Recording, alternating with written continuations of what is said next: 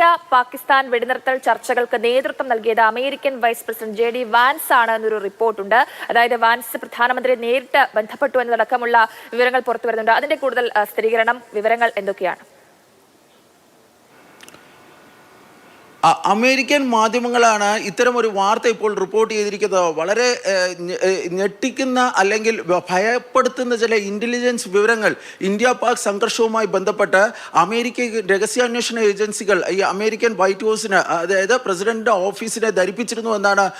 ധരിപ്പിച്ചതിന് ശേഷമാണ് അമേരിക്കയുടെ ഭാഗത്ത് നിന്ന് ഈ ഇടപെടൽ ഉണ്ടായതെന്നാണ് ഈ റിപ്പോർട്ടുകളിൽ ചൂണ്ടിക്കാണിക്കുന്നത്. കാരണം അതിന് തൊട്ട് മുമ്പലത്തെ ദിവസം JD വാൻസിന്റെ ഒരു പ്രസ്താവന വന്നിരുന്നു. അദ്ദേഹം പറഞ്ഞിരുന്നത് war is not our business, it's between India and Pakistan എന്നായിരുന്നു അദ്ദേഹം പറഞ്ഞിരുന്നത്.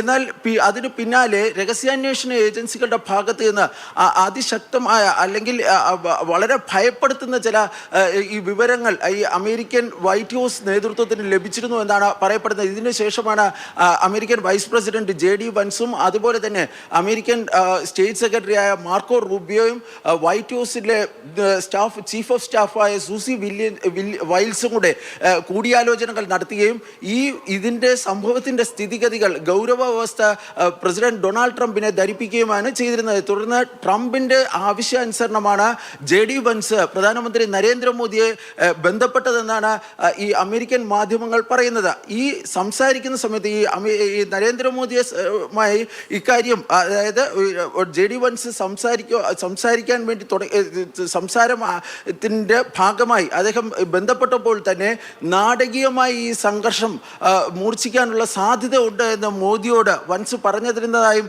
മാധ്യമങ്ങൾ റിപ്പോർട്ട് ചെയ്യുകയും ചെയ്യുന്നുണ്ട്. പക്ഷേ ആ ഘട്ടത്തിൽ ഒന്നും തന്നെ ചർച്ചയ്ക്ക് ഇന്ത്യ തയ്യാറായിരുന്നില്ല എന്നാണ് ഈ മാധ്യമങ്ങൾ വ്യക്തമാക്കുന്നത്. തുടർന്ന് JD വാൻസ് ആവശ്യപ്പെട്ടതിനെ തുടർന്ന് American state secretary Marco Rubio ഈ പാകിസ്ഥാനിലെ ഉന്നത നേതാക്കളുമായി സംസാരിക്കുകയും ചെയ്യുന്നു. കാരണം നേരത്തെ മാർക്കോ റൂബിയോ പാകിസ്ഥാൻ പ്രധാനമന്ത്രി ഷഹബാസ് ഷെരീഫുമായി സംസാരിച്ചിരുന്നു. പക്ഷേ കഴിഞ്ഞ ദിവസം ഈ ചർച്ചകളിൽ അദ്ദേഹം ഷഹബാസ് ഷെരീഫിന് പുറമെ ആസിഫ് മുനീർ, പാകിസ്ഥാൻ സൈനിക മേധാവി ആസിഫ് മുനീറുമായി നേരിട്ട് ബന്ധപ്പെടുകയും ചെയ്തിരുന്നു. ഇതിന് ശേഷമാണ് രണ്ട് രാജ്യങ്ങളും തമ്മിലുള്ള ഈ ബൈലാറ്ററൽ ടോക്സ് അഥവാ രണ്ട് രാജ്യങ്ങളും പരസ്പരം ചർച്ചയ്ക്ക് തയ്യാറായത് എന്നാണ് മാധ്യമങ്ങൾ പറയുന്നത്. പക്ഷേ രണ്ട് പ്രധാനപ്പെട്ട കാര്യങ്ങൾ ജയലക്ഷ്മി ഇവിടെ പറയേണ്ടതായുണ്ട്. ഈ അതിഭീകരവും ഭയാനകവുമായ ഈ ഇന്റലിജൻസ് വിവരങ്ങൾ എന്താണ് എന്നതിനെ സംബന്ധിച്ച് വൈറ്റ് ഹൗസ് ഇതുവരെയും പുറത്തുവിട്ടിട്ടില്ല. അത് എന്തായിരിക്കും എന്നതിനെ സംബന്ധിച്ച് നമുക്ക് കൃത്യമായ ഒരു ധാരണയില്ല. പക്ഷേ ഇന്ത്യ ഇക്കാര്യത്തിൽ പറയുന്നത് ഈ അമേരിക്കയുടെ ഇടപെടലല്ല, മറിച്ച് പാകിസ്ഥാൻ ആവശ്യപ്പെട്ടതിൻ്റെ അടിസ്ഥാനത്തിലാണ് ഈ ചർച്ചകൾക്ക് നമ്മൾ തയ്യാറായതെന്നതാണ്. പാകിസ്ഥാൻ ആവശ്യപ്പെട്ടതിൻ്റെ അടിസ്ഥാനത്തിലാണ് ഡയറക്ടർ ജനറൽ ഓഫ് മിലിറ്ററി ഓപ്പറേഷൻസിന്റെ തലത്തിലുള്ള ചർച്ചകൾക്ക് ഇന്ത്യ തയ്യാറായതെന്നാണ്. പക്ഷേ അമേരിക്കൻ മാധ്യമങ്ങൾ പറയുന്നത് JD വാൻസ് പ്രധാനമന്ത്രി നരേന്ദ്രമോദിയുമായി ആദ്യം സംസാരിക്കുകയും തുടർന്ന് ആ സംസാരം